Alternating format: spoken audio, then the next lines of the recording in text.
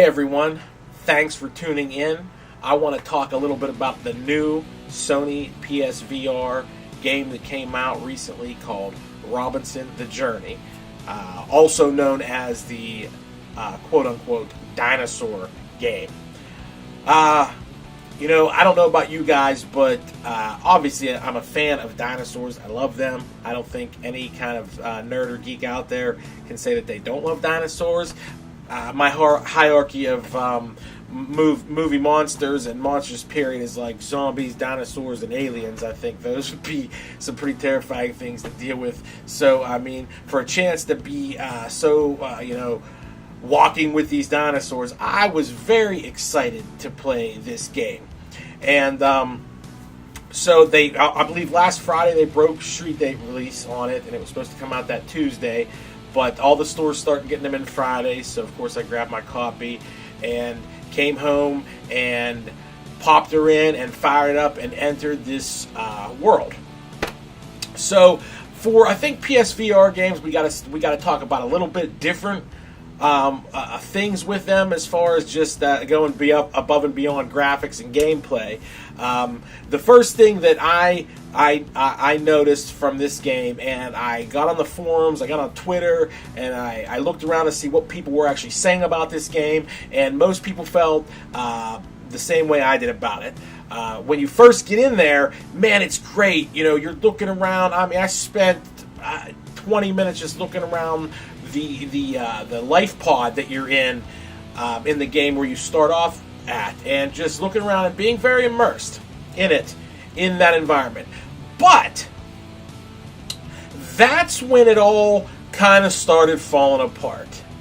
Moving around in this game has caused me and many others extreme VR sickness, motion sickness, if you would. It starts with a churning in your stomach, and I played probably 2 solid hours my first play session with this game, and I streamed most of that footage out there. And man, I'm really sucking wind to just try to just go on with it. So the motion sickness, and I've played.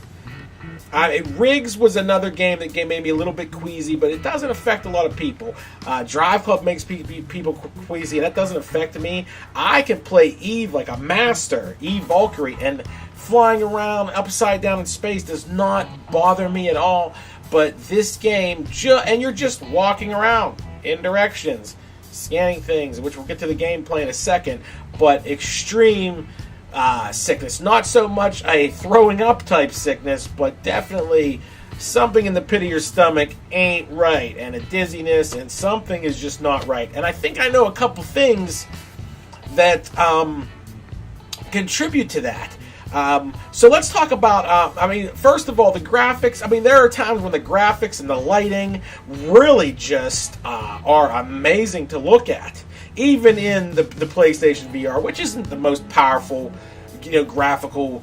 You're not looking at the high-end graphics. You're just trying to feel the immersion, and the graphics are stunning at times. The sound, and I always say that the sound is 50% of a VR experience.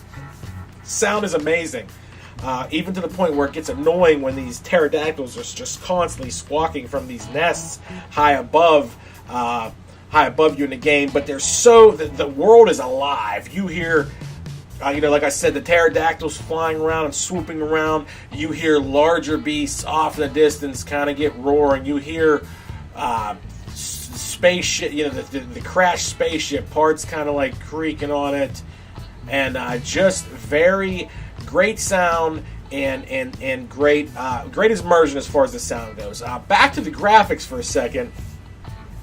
There is some inconsistencies with the graphics, and I think that, for me, pulled me out of it, and that also, I think, attributed to the sickness. I think pop-up, and this game has pop-up. When you get close to things, there's portions where you've got to climb with your hands, and the stones are literally popping out of the rocks as I'm climbing, and pop-up in a VR game can throw you immediately out of the immersion experience, and I think there was things like that some things are so well done when you're looking at the light on a path and you're like, wow, that's awesome. Then you look over here at this little bush and it's the old, it looks like this. I mean, you clearly see it has 4 sides to it, and I mean, that's kind of crappy.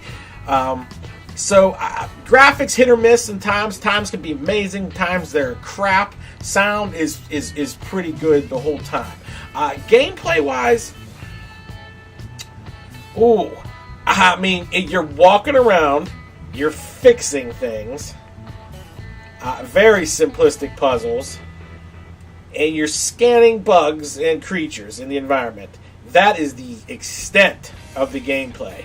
And after about an hour, maybe 2, when you've seen the first 2 or 3 zones, you really start getting the sinking feeling in that, boy, is this it? And the only thing that kept me going was the desire to see bigger dinosaurs and walk with these things. Like being down in the tar pits with the long neck dinosaurs, boy, that was cool. And when your little, and we'll get to the pet T-Rex, when he would roar at them and then rear up, man, it was kind of like, whoa, when you're standing next to him. But gameplay, ooh, man, yeah, I don't know. Gameplay's low. There's not much fun to do in this game, and that is the real stinger. It's like you're taking a little virtual tour, but you got to do these mundane tasks, and all you want to do is see these dinosaurs. So that the terrible gameplay coupled with the trouble I had with the immersion and getting the motion sickness from this, really it was a struggle for me to keep going, and it got to the point where I just didn't care anymore. And the story, you're on a generational ship, from what you piece together these fragments, you're on a generational ship that's leaving Earth and going to another planet. And this planet happens to be, instead of them going for a total alien sci-fi, it was a prehistoric version of Earth. And things go haywire, and I can't really I don't want to spoil anything, but you play a small boy named Robin, and you have an AI robot, which is the most annoying thing in the world, and all he does is harp and complain about your pet T-Rex. And yes, you have a pet T-Rex in this game, and man, the T-Rex at times, he it's so cool to just watch him, look him. You can play with him, interact with him, throw him toys, and he'll fetch them and bring them back to you. And just a ton of cool things, a little interacting with this guy. And I mean, there was times where I was looking at something and I would hear something breathe right in my neck, and I'm like, oh man. And I would turn, and it's my little pet T-Rex, and he's just looking at me and sneezing at times, and he was really took on like the characteristics of a dog almost in this. But like I said, I would get so sick with my play sessions with this game. I didn't care. I just didn't care. Alright, so there are some things that are, they're great in this game. Very few things are great in this game, other than the fact that if you really, really want to go see some dinosaurs, go check this game out. Rent it. I don't know. It's got a $39 price tag. I think even digitally it's $60 maybe. I don't know if that's, maybe a $20 experience to pick it up. Boy, take your Dramamine. And if you really, really got to go see dinosaurs, go try this. You're not going to be blown away by the gameplay. You're going to be doing some very simplistic picking up of puzzle pieces and putting them and fixing farm equipment and stuff like that. And that's the other weird thing. Your character holds a device that is probably 90% similar to a PlayStation Sony Move controller. And there's no Move. There's no Move support. Now, they said it was coming for a patch. I mean, I just heard that. I don't know if that's true or not. I haven't researched that because I just didn't. After 4 or 5 hours with this game, I was done. I don't care about seeing dinosaurs anymore. Done. And it's sections it's just a constant frustration to go forward, try to see someplace new, and then eventually you just don't care about it. So Robinson the Journey, thanks but no thanks. You really, really let the virtual reality dinosaur loving, didn't think I get sick, motion sick, but I guess I do. You let me down. You let this guy down. So, Robinson's Journey, I would rent it if you really, really, really, really, really, really, really want to see some dinosaurs. But still, don't get your hopes up too high. Definitely steer clear of a purchase on this one. See you next time.